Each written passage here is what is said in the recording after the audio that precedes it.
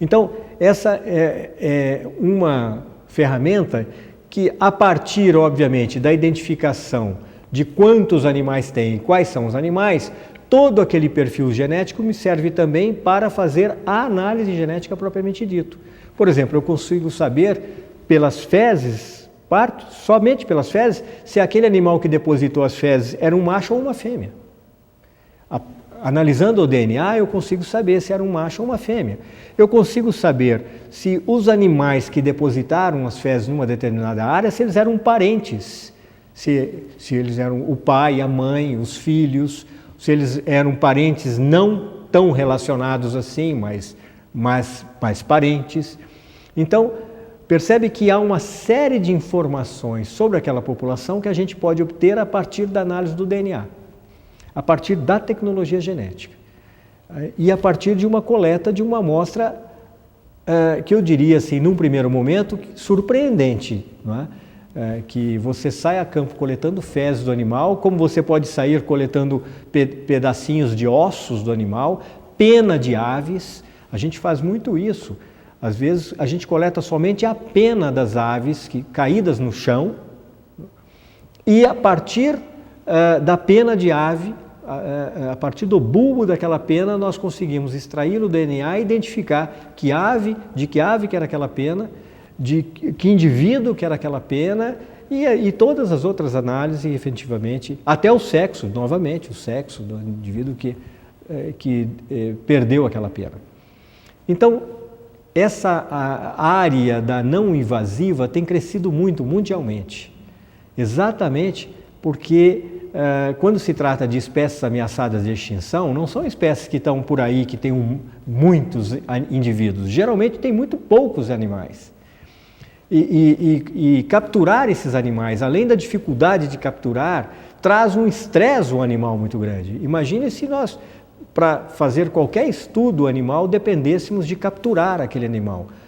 Isso implicaria numa logística muito grande e num estresse animal muito grande.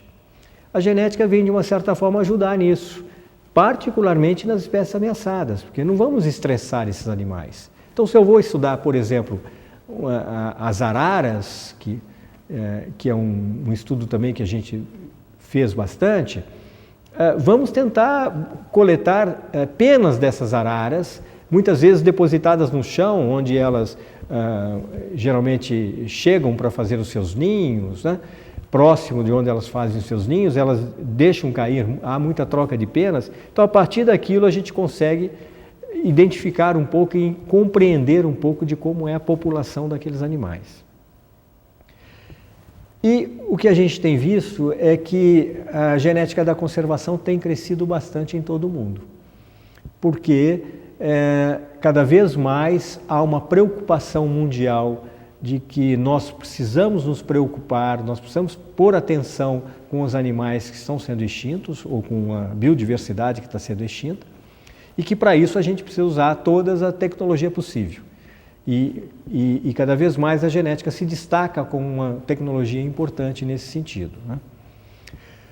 O nosso laboratório não é um laboratório muito complicado, não é um laboratório caríssimo. É um laboratório, obviamente, como todo laboratório de biologia molecular, tem um custo, tem alguns requerimentos básicos, mas eu diria que o que nós precisamos ter mais é mais conhecimento e menos equipamentos.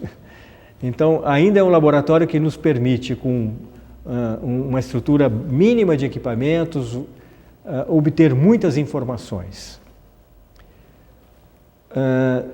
E essas informações são informações muito importantes para a gente, muitas vezes, entender a biologia e a ecologia do animal. Então, muitas vezes, o que nós estamos respondendo não é nem tanto uma pergunta genética, mas é mais uma pergunta feita pela própria ecologia do animal. Como algumas dessas que eu já passei aqui, em relação a parentesco, em relação à razão sexual e a mesma parte demográfica. Olha, eu não tive, acho que ainda, um grande momento de emoção, no sentido de que o que nós tenhamos feito tenha transformado a genética ou a genética da conservação. Eu acho que a gente teve muitos momentos importantes já em relação às nossas pesquisas. Eu acho que quando a gente consegue dar uma resposta útil para compreender melhor o que está acontecendo com uma determinada população animal,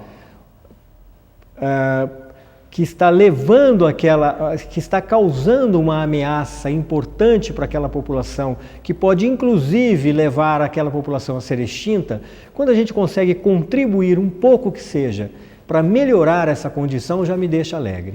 Então, a minha alegria na ciência é a contribuição pequena, cotidiana que a gente dá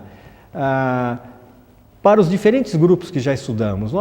Eu já tive já estudamos populações de peixes, populações de camarões, populações de aves, populações de mamíferos. Em cada um desses estudos, nós demos pequenas contribuições, mas foram pequenas contribuições que nos deixaram muito felizes, porque a gente sabe que a genética, naquele sentido, naquele momento, deu uma contribuição importante para uma decisão de manejo, uma decisão até de diretrizes de políticas públicas.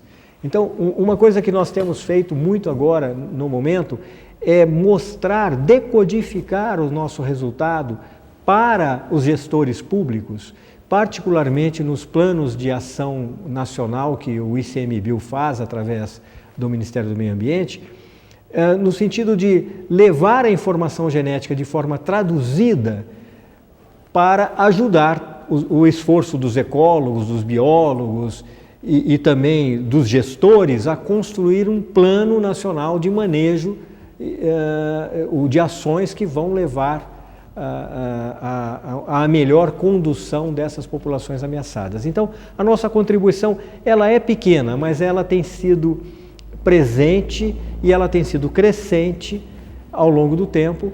E eu acho que a cada momento que a gente contribui um pouquinho que seja, nós ficamos muito felizes.